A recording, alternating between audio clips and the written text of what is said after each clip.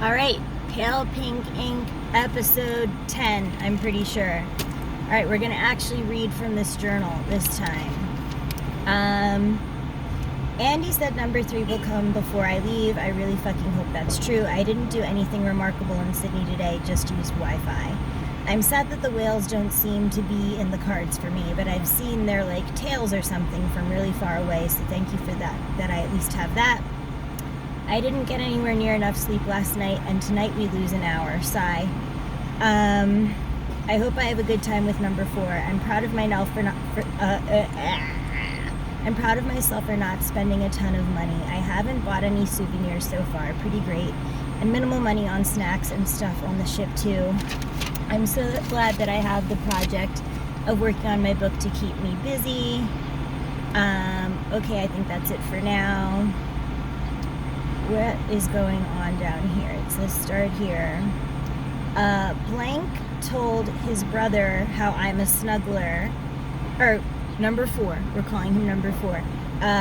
His brother how I'm a snuggler and that we'd done that, but what really made me swollen with pride is that he told his brother that he watched a video of my comedy and that it's really good, and especially for someone just starting. Happy face! And then some drunk shoppy came up and told me she loved my stand-up and asked number 4 if he'd seen it. Ha. He said he'd seen it on YouTube. That's not true, as if I could ever possibly load anything onto YouTube prior to, this week. This made my night. The next morning she told me I'm better than him. Ha. After the crew bar, we went to the Blue Room and it was so much fun. It was nice to have an excuse to do that and drink Toblerones. The next night we went to dinner at Luke's, the burger place. The next night there was a party at the Oasis.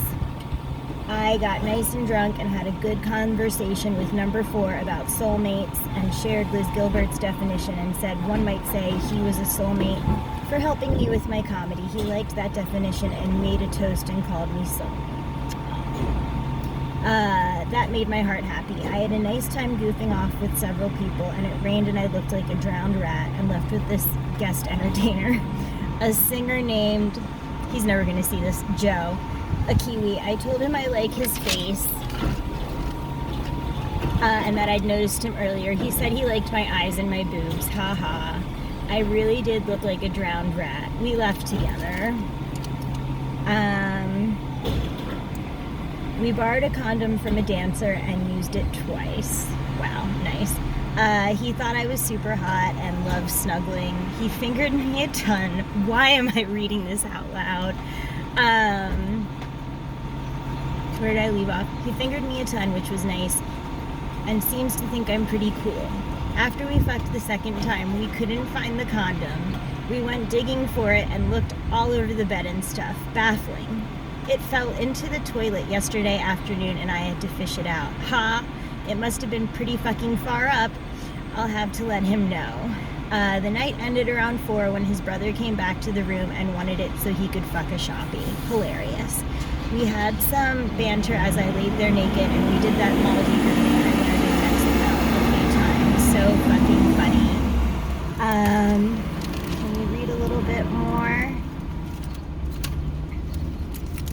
So let's get back to blank name of band. On their last night, Joe and I managed to scrape up a condom and went back to his room and had sex. He said all the same stuff about liking me and I'm cool and eloquent and he likes the way I explain things and that I like reggae.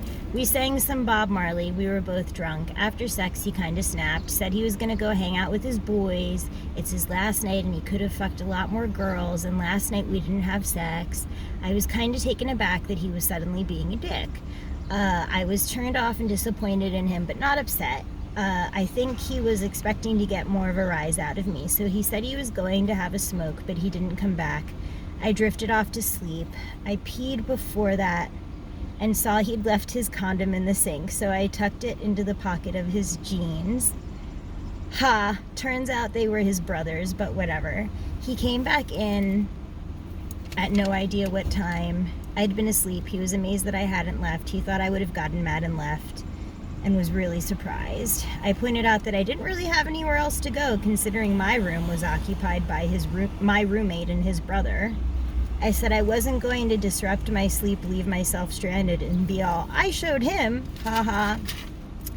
I feel like I should be proud of this interaction. He climbed over me and laid next to me. Sorry for being a dick, he said. Actually, first he said sorry, and I was like, huh? He got up and milled around and laid down on the bottom bunk. I got up to get myself together, but I didn't need to leave yet. I asked him why he was on his brother's bunk, and he said, because you're mad at me. Oh, and I forgot one aspect of this. I'd given him a Capri Sun wallet. He was thrilled. When he was being a dick, I told him I wanted it back, and he had to empty all his stuff out of it. Then I gave it to his bandmate. Petty. We're going over 5 minutes. Okay, back to the bottom bunk. So then I went down there and snuggled with him, pointed out that we had an extra hour because of the time difference. He said we should have sex. And then actually, no. I asked why, and he said, because I was being a dick. Nice to see that he recognized it. So that went on for a while, and then I got called about a drug test and had to go. By the time I got back, they were gone. Oh well, so that's the end of that guest band.